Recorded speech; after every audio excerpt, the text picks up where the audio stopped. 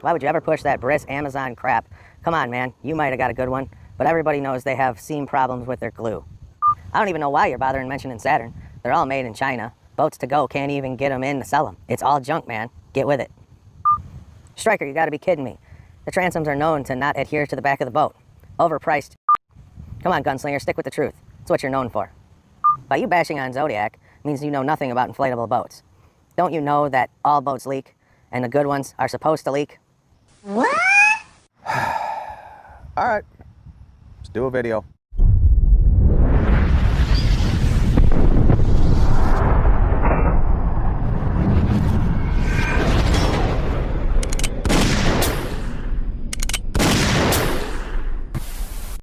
Welcome to Gunslinger Outdoors. It seems I might have hit a nerve with some people, but that doesn't mean their comments are invalid. So, let's go over a few things. We're gonna make this as quick as possible. I also want to thank you on that other video. Multiple sites picked it up.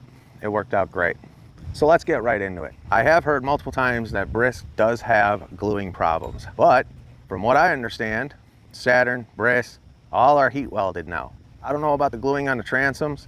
I think most inflatable boats do have glue problems with the transoms as far as the wood, but as far as I know, they're all welded. So you can take that for what it is. I tried getting a hold of Bris. That is really difficult to do. A lot of people mention the Amazon. They're not really in the US. I sent them 2 emails. I got nothing back. I have heard other people that have gotten a hold of them. I don't know.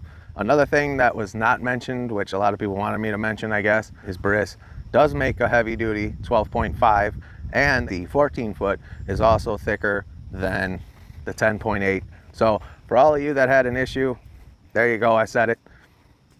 I was just basically talking about this boat and different boats. Now let's move on to Saturn. I don't know if you guys have noticed, but it is almost impossible to get some things nowadays. Shipping is ridiculous. With all the stuff that's been going on in the world, things are real hit or miss. Can't really blame Boats to Go or Saturn or whoever for problems with shipping. It's really not their fault. Now, as far as Saturn's glue problems, as I mentioned, they're all heat welded now. I don't know of any other problems that I've heard about them. Might be wrong. I don't own a Saturn. I don't know. Let's move on to Stryker.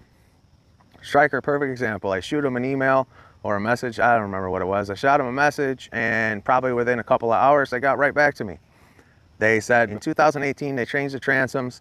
Before then, they had common inflatable boat problems, which, yes, like I said, a lot of them do have problems with the transom adhesion. But since they revamped the boat, they don't have those issues anymore. Now, hold on. Stop. I know.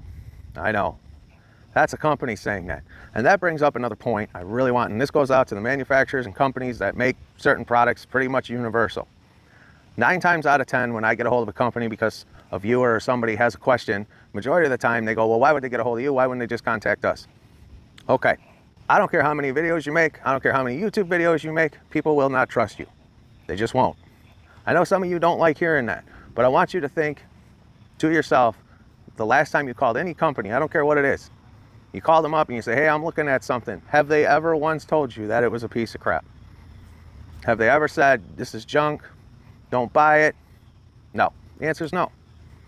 Now, what's so funny about it is the overseas market knows that. What's also funny about that is the overseas market is one of the biggest offenders of selling junk. Let's face it, guys, I'm not saying everybody, so don't get all excited. I'm just saying they're known for it. The other funny part about it is, within 2 hours of the last video going up, I had 5 Chinese companies offer me 13 and 14 foot boats to review, send me for free, the whole 9. I actually want all of you to listen to this part, because here's what some of these companies do have to deal with. You see, overseas market, and I've had a lot of conversation with them, they know if they basically write off some sort of, we'll say a boat, because we're talking about a boat, they know it's a commercial that never leaves. It's a never-ending commercial. Everybody's got that, million subscriber guy where he starts off the video and he starts talking about some app game or some subscription box or and nobody knows most of the time what the game was or anything else. But they figure that they can flood the market, and that's how it works. Like I said, most of the time nobody even knows what game he was even talking about, because they're waiting for the real show to begin. So I need everybody to understand what these guys are doing and whatnot. Now, I just based everything that I know off of these and friends of mine that have boats. However, let's take a company like XL. I know Probably most of you don't even know who that is. Excel is a UK company that builds boats. They actually look pretty good. I don't know much about them. All right, so if I ordered one of those boats and it took forever to get here, I can't blame the company. It's not their fault.